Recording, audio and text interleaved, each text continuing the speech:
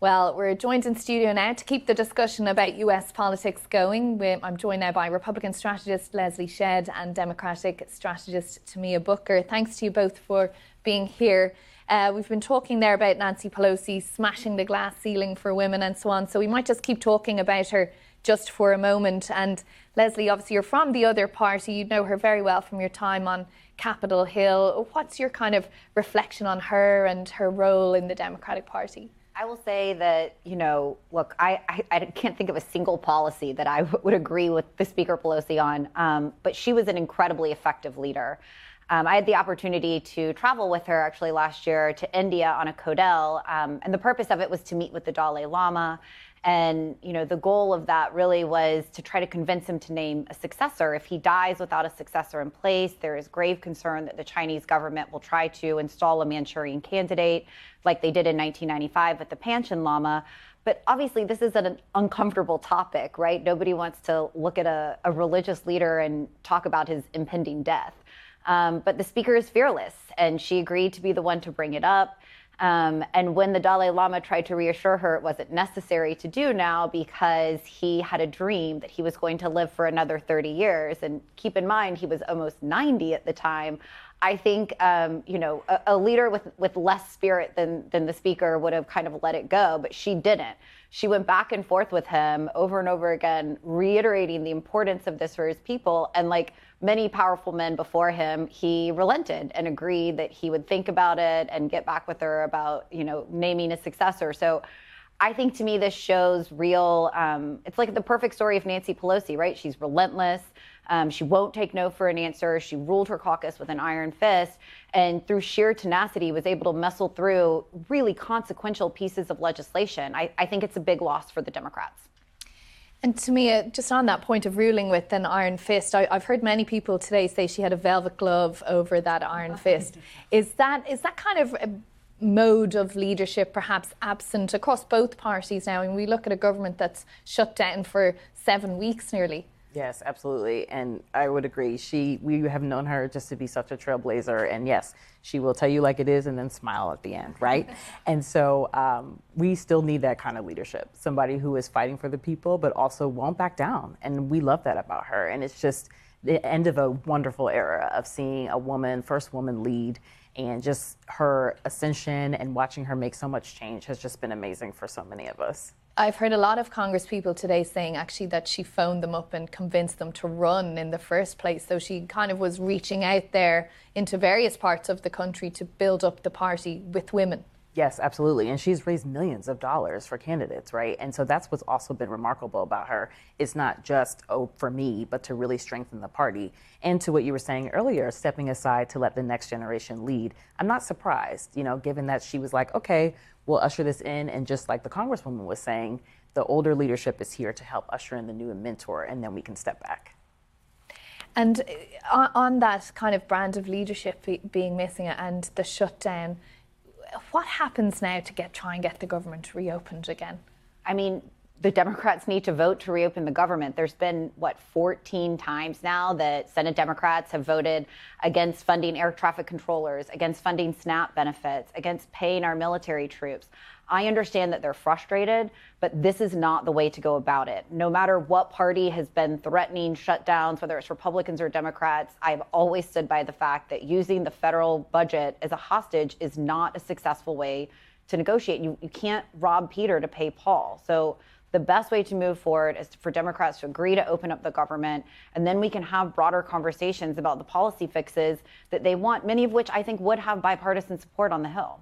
You mentioned the SNAP benefits there, the food assistance program, which a court ordered President Trump to pay those benefits. He said he wasn't going to, and the court ordered again today that he has to pay them in full by tomorrow. Why is he not doing that? He is. Caroline Leavitt has made it clear. The White House has repeatedly said he is absolutely paying this. They are in the process of getting this done. They're having to pull money from a contingency fund, so that takes a little bit of extra time. He had warned that was going to happen. The post that he made, the White House has clarified this, that what he meant was whether or not there's going to be money in the future for future payments, he's not sure. But they are getting SNAP payments out the door. And to me, to that point about Democrats needing to move here, I'm sure you would say that it's Republicans that need to move, but no one's moving. No one's moving. And yes, I think that, they do have the majority here, right? We know this, despite it being said that they didn't by the speaker.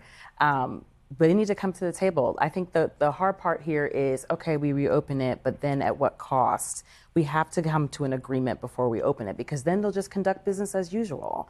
If we are fighting for people to get health care, then we need people to be able to afford it. So we're going to open it back up. And yes, putting people back to work is the priority. But we also have to remember, when we put people back to work, they also have to be able to afford their daily lives. And part of that is for those that are going to need health care assistance. The pinch of this shutdown, though, is getting tighter and tighter every day. It's not just the federal workers who are furloughed or working without pay, the SNAP benefits issue. We also see now that up to 10% of flights at 40 airports will be grounded, basically, because of a safety issue. Isn't it incumbent to try and do something to try and relieve that pain? Yes, absolutely. I saw that the Flight Attendants Association said, please, we don't want to deal with this burden over our biggest holiday season. We need to reopen the government. And I agree that we do. We have got to come to an agreement. The longest shutdown in history, it's time for some compromise. We've got to get there. We've got to get people back to work, and we've got to get people paid. So how does that end if no one's prepared to move from either side of the fence? It sounds like, from reports that I've seen, that there are conversations that are happening in the Senate now. I think the honest really does lie right now with Democrats. I know that they had a big election night on Tuesday, and they're energized by this. But I can't emphasize enough, we've got to reopen the government. I would urge them to sit down, Republicans in the Senate as well, sit down, find a compromise that you can get to so we can get the government back open. What would that compromise look like? You'd have to ask the Senate. That's the hard question. That's the hard question, isn't it? But I mean, how long does this go on? I mean, the president himself saying he felt it's the shutdown that cost Republicans some of those votes on Tuesday night.